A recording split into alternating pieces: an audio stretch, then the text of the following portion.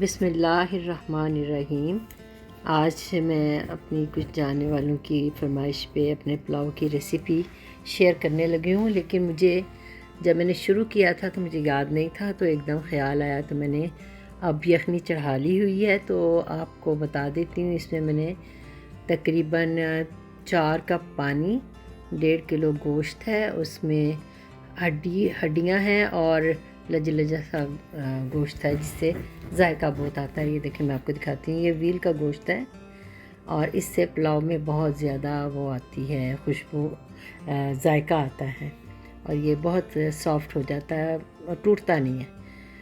अब ये मसाला जात हैं, इसमें बड़ी इलायची है, काली मिर्च है, सूखा धनिया, सफ़ेद ज़ीरा, काला ज़ीरा, लौंग है, दालचीनी है और ये मैं इसमें डाल दूँगी।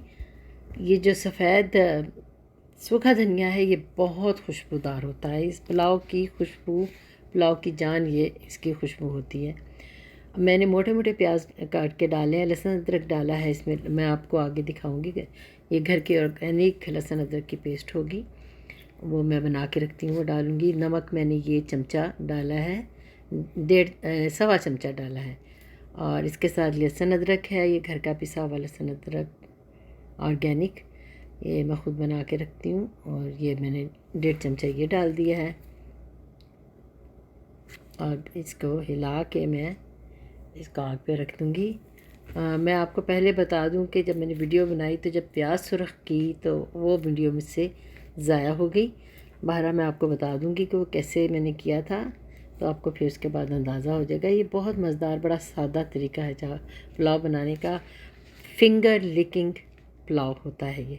इसके साथ आप लहसुन, हरी चटनी, हरा मसाला, दही वाला हरा भरा रहता है, वो इस्तेमाल करें तो बहुत मज़ेदार, बहुत अच्छा लगता है ये। तो अब देखिए कि इसको मैं तकरीबन 6 से 7 मिनट का विसल के बाद प्रेशर दूंगी। ये पहले मैं तेज़ आंच पे रखूंगी, फिर जब ये विसल बजनी शुरू हो जाएगी तो मैं मीडियम पे कर दूंगी। ये 1.25 कप चावल हैं, मग्गे हैं बड़े वाले, तो इसको मैंने ये हांडी राइस मैंने लिया, हांडी राइस का सैला चावल, ये बड़ा खुशबूदार जायकेदार होता है। इसको मैं नीम गर्म पानी में 3-4 पानी धो के इसको एक तरफ रख दूँगी और ढक दूँगी इसको मैं। मैंने इसके ऊपर प्लास्टिक का कवर लगा दिया है। अब मैं इसके बाद अपनी मिक्सेस जिस दराज में रखती हूँ उसमें से मैंने कैन ओपनर निकाल के एक टमाटो पेस्ट की डिबिया खोली है। ये तो दूसरे काम के लिए थी, ये खामखा बीच में आ गई है। बहरहाल इसके बाद मैं आपको दिखाऊंगी कि प्याज जो है, मैं इसके लिए 2 प्याज लूँगी जो मैं फ्राई करके उसमें फिर गोश्त को मैं इसके साथ फ्राई करूँगी। तो ये विसल बज गई है। ओरिजिनल आवाज़ आपके पास अभी नहीं आएगी क्योंकि मैंने ऊपर से वॉइस रिकॉर्डिंग कर रही हूँ। ओरिजिनल में ज़रा आगे पीछे हो गया था मामला, तो फिर इसलिए मुझे ऐसा करना पड़ा। अब ये है कि मैं आपको दिखाऊंगी कि प्याज जो है वो कैसे मैंने बारीक काटी। ये 2 मीडियम साइज़ प्याज हैं, इनको मैं बारीक लंबाई के रुख में काट लूँगी, आपको दिखाती हूँ मैं। तो ये रहे, इनको गुलाबी से ज़रा ज़्यादा आपने करना है फ्राई खुले तेल में, और फिर उसमें आपने बोटियाँ डालनी है। बोटियाँ डालने के लिए ये है कि मैं अभी प्रेशर कुकर को जो है बंद करके इसको खोल के आपको दिखाऊंगी। मुझे उम्मीद है गोश्त गल गया होगा। तो इसके बाद फिर मैं इनको गोश्त को और यखनी को अलहदा करूँगी और उसको छान लूँगी। गोश्त को एक प्याले में निकाल के अलहदा रख लूँगी। ये देखें, ये मुझे गल गया लगता है और इसमें बड़ी भीनी भीनी खुशबू आ रही है। बोटी मैंने निकाल के प्लेट में चेक कर ली है, हाँ बहुत अच्छी गली हुई है। और अगर ये ज़्यादा भी गल जाए तो आप परेशान ना हो, ये टूटती नहीं है। इसको जब आप भूनेंगे इंशाल्लाह, मेरे से तो नहीं कभी टूटी।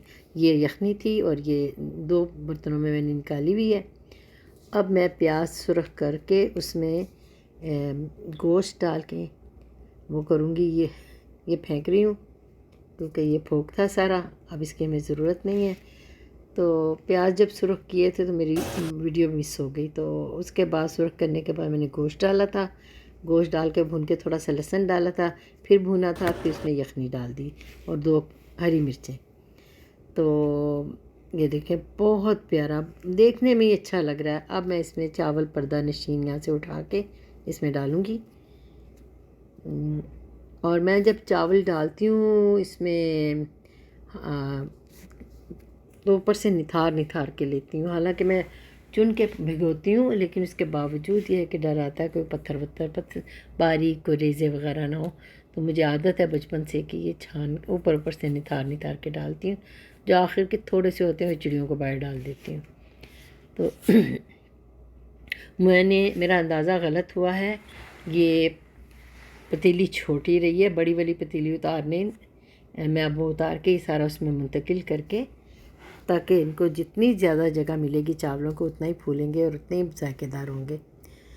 तो खैर इसको मैं अब हिला के तो उसमें निकाल के फिर आपको दिखाती हूँ।